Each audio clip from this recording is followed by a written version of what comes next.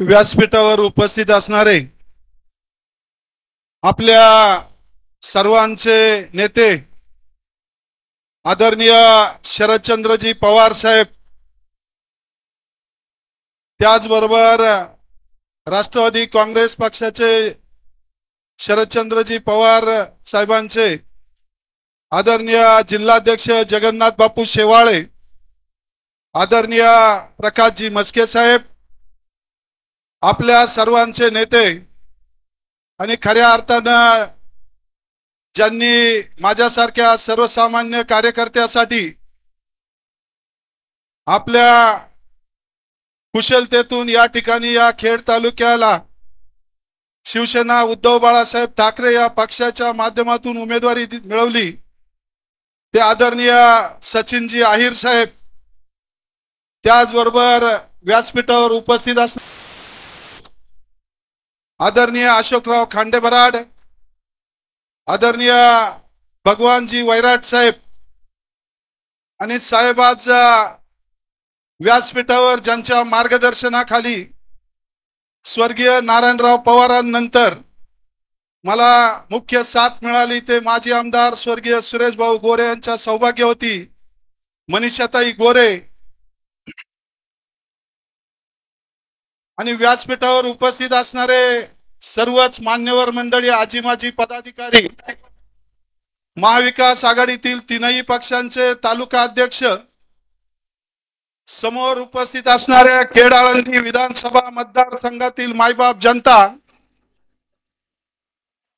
आपल्या सर्वांच्या जीवावर एक सर्वसामान्य शेतकरी कुटुंबातील सर्वसामान्य कार्यकर्ता, राजकारणाला आणि समाजकारणाला वारकरी संप्रदायाची जोड देत गेले अनेक वर्ष प्रत्येकाच्या सुखदुःखामध्ये राहणारा माझ्यासारख्या सर्वसामान्य कार्यकर्त्याला निवडून आणण्यासाठी सज्ज असलेली खेड तालुक्यातील मायबाप जनता,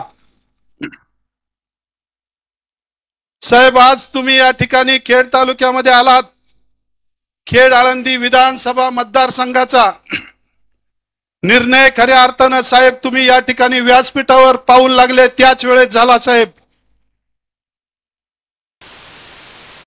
तुम्ही ज्यांना मोठं केलं साहेब, ज्यांना 5-5 वेळा उमेदवारी दिली, 3 वेळा ते सत्तेत आले, परंतु साहेब त्यांनी तुमच्या जीवावर त्या ठिकाणी आमदारकी मिळवली.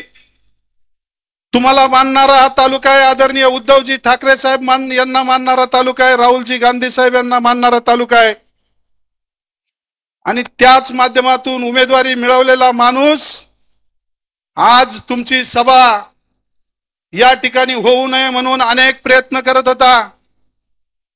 मी या ठिकाणी वारकरी संप्रदायाचा आहे अरे तुरे म्हणण्याची इच्छा नाहीये, परंतु साहेब हा एकदम खालच्या पातळीला चाललेला माणूस आहे, आणि ही सभा कालपासून या ठिकाणी लोकांना असं भासवलं जातंय की साहेब तुम्ही येणार नाही आणि ही सभा होणार नाही. साहेब त्यांना आजही तुमची भीती आहे. साहेब तुम्ही ज्या ज्या वेळेस त्यांच्या पाठीमागे उभे राहिले त्यावेळेस ते आमदार झाले. आज साहेब तुम्ही माझ्यासारख्या सर्वसामान्य शेतकरी कुटुंबातील सर्वसामान्य कार्यकर्त्याच्या पाठीमागे आहात. मला खात्री आहे साहेब तुमच्या माध्यमातून ही जनता, हे सर्व मायबाप जनता खेड तालुक्यातील तुमच्यावर विश्वास ठेवून आहे, आणि त्यामुळे माझ्यासारख्याला तुमचे आशीर्वाद या निवडणुकीमध्ये फार मोठे मोलाचे आणि महत्त्वाचे राहणार आहेत. साहेब तुम्हाला मानणारा वर्ग या तालुक्यामध्ये खूप मोठा आहे. जुन्या काळापासून स्वर्गीय साहेबराव बुट्टे पाटील असतील, स्वर्गीय साहेबराव सातकर पाटील असतील, स्वर्गीय नारायणराव पवार असतील, आणि आत्ताच्या कालावधीमध्ये अनेक मंडळी साहेब प्रत्येक गावात गेल्याच्या नंतर त्या ठिकाणी विचारतात या ठिकाणी मतदान कुणाला करायचं. आमचा वर्ग तर मोठा आहेच, परंतु ज्या वेळेस साहेब महाविकास आघाडीच्या माध्यमातून तुमची साथ लाभली त्यावेळेस पक्षफुटीनंतर सुद्धा या तालुक्यामध्ये तुम्हाला मानणारा वर्ग या ठिकाणी खूप असल्यामुळं आदरणीय डॉक्टर अमोल कोल्हे यांचा विजय या तालुक्यामध्ये एकतर्फी झाला. 47,000 मताचं लीड साहेब या ठिकाणी महाविकास आघाडीच्या माध्यमातून मिळालं. मला सांगायचं तात्पर्य एवढंच साहेब, जास्तीची वेळ मला दिलेली नाहीये. या ठिकाणी मी एवढंच सांगू इच्छितो साहेब, खऱ्या अर्थानं या नेत्याला जे जे आपण संधी दिली, 5-5 वेळा आपण मतदान केलं. मतदान दिल्याच्या नंतर सत्तेच्या जोरावर कुणाच्या सुखदुःखात उपस्थित राहिले नाहीत. तालुक्याचे जे ज्वलंत प्रश्न आहेत त्यामध्ये पूर्व भागाला शेतीला पाणी देतो म्हणून अनेक वेळा त्यांनी सांगितलं. पश्चिम भागातील आदिवासी जनतेला पर्यटनाची व्यवस्था केली नाही. भीमाशंकर भोरगिरी रस्ता करतो म्हणले, तो केला नाही. त्याच माध्यमातून साहेब 3 मोठी शहरं या खेड तालुक्यामध्ये आहेत. खेड, आळंदी आणि चाकण तुमची पाठ आहेत. खेड तालुक्याचा कानाकोपरा गाव आणि माणसाचं नाव तुम्हाला माहित आहे. खेड मध्ये आजही लोक आहेत. अजूनही गढूळ पाणी, ड्रेनेजचं पाणी बंधाऱ्यात सोडलं जातं आणि तेच पाणी पाणी पुरवठा योजनेला येते. कचऱ्याचा प्रश्न आजही कॉलेज त्या ठिकाणी शेजारी आहे. 11-12 हजार विद्यार्थी शिकतात. सकाळी आल्याच्या नंतर त्या कचरा डेपोचा वास कॉलेजमध्ये जातो, सिद्धेश्वर मंदिराकडे जातो, दसक्रिया घाटावर जातो साहेब. अजून पोलीस स्टेशन शेजारी आहे. कचऱ्याचा प्रश्न नाही, पाण्याचा प्रश्न नाही, ड्रेनेजचा प्रश्न नाही. आळंदीत सुद्धा इंद्रायणी अजून प्रदूषण मुक्त केली नाही. चाकणला सुद्धा अशाच पद्धतीने प्रश्न आहेत. डॉक्टर अमोल कोल्हे यांनी त्या ठिकाणी पाणी योजना मंजूर केली. उपजिल्हा रुग्णालय मंजूर केलं. महिलांसाठी रुग्णालय मंजूर केलं. यांच्या अजेंड्यामध्ये या ठिकाणी हे खोटं बोलतात, मी मंजूर केलं. त्याचे पुरावे त्या ठिकाणी वाड्याच्या सभेमध्ये आपण दाखवले. साहेब महाशय म्हटले की मी भाजप बरोबर जाणार नाही. हे महाशय आढळरावांच्या वेळेस म्हटले, आढळरावाला मी दारात उभा करणार नाही. 3 दिवस झाले नाही, काय मिळालं मला माहित नाही, परंतु 3 दिवसांनी लगेच सगळा ताफा घेऊन आढळरावांची प्रचार करायला यांनी सुरुवात केली. त्याचबरोबर या ठिकाणी या व्यक्तीनं मागच्या वेळेस साहेब सांगितलं होतं, तालुक्याला भावनिक आव्हान केलं होतं की माझी शेवटची निवडणूक. ठीक आहे, आम्ही तुम्हाला मतदान त्यावेळेस केलं नव्हतं, सुरेश भाऊंना केलं होतं, परंतु भावनिक आव्हान करून आलेली व्यक्ती पुन्हा बावल्यावर चढली आणि पुन्हा निवडणुकीला उभी राहिली. या तालुक्यातील जनतेनं साहेब ठरवलेलं आहे. पश्चिम भागाचे प्रश्न, पूर्व भागाचे प्रश्न, शहरांचे प्रश्न, युवकांना नोकऱ्या मिळत नाहीत. MIDC मध्ये स्वतःच्या कंपन्या उभ्या केल्या. SEZ मध्ये स्वतःच्या पुतण्याची कामं चालू आहेत. 6व्या टप्प्यामध्ये MIDC मध्ये पुतण्यांची कामं चालू आहेत. आणि दुसऱ्याला हिनवण्याचं काम करून साहेब स्थानिक भूमिपुत्रांना नोकऱ्या या माणसांना आजही दिलेल्या नाहीयेत. आणि त्या माध्यमातून महिलांसाठी सुद्धा स्वयंरोजगार निर्माण केला नाहीयेत. अशा फसव्या माणसाला या ठिकाणी खेड तालुक्यातील युवा वर्ग, ज्यांचं नव्यानं मतदान या ठिकाणी लागलेलं आहे, महिला वर्ग असेल आणि ज्येष्ठ मंडळी असतील, या सर्वांनी ठरवलंय की परिवर्तन करायचं. आणि या परिवर्तनाची लाट जनशक्तीच्या माध्यमातून गेले 15 या ठिकाणी आम्ही गेल्याच्या नंतर स्वागतासाठी महिला भगिनी असतील, युवा वर्ग असेल, ज्येष्ठ मंडळी असतील, वारकरी संप्रदायातील मंडळी असतील, मोठ्या संख्येनं पुढे येतात. बैलगाडा क्षेत्रातील लोक पुढे येतात.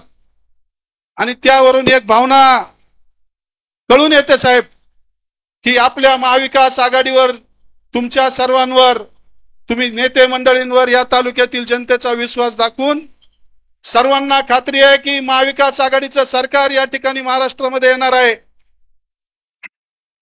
आणि त्या माध्यमातून सर्व तालुक्यातील जनता परिवर्तन करायला तयार झालेली आहे.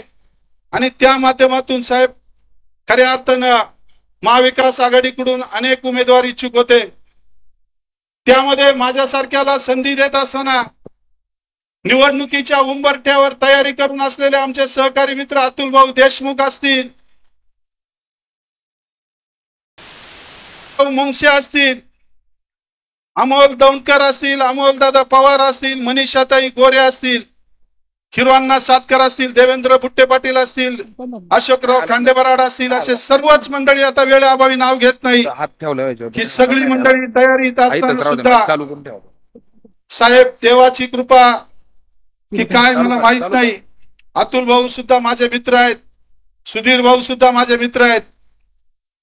या सर्व मंडळींनी मनाचा मोठेपणा केला आणि 4 तारखेला 3 वाजेपर्यंत ज्यावेळेस एकास एक सर्वांनी माघार घेतल्याच्या नंतर आदरणीय जगन्नाथ बापू शेवाळे असतील, प्रकाशजी मस्के साहेब असतील, डॉक्टर अमोल कोल्हे असतील आणि साहेब तुमच्या शब्दाचा मान राखून अतुल भाऊंनी या ठिकाणी माघार घेतली.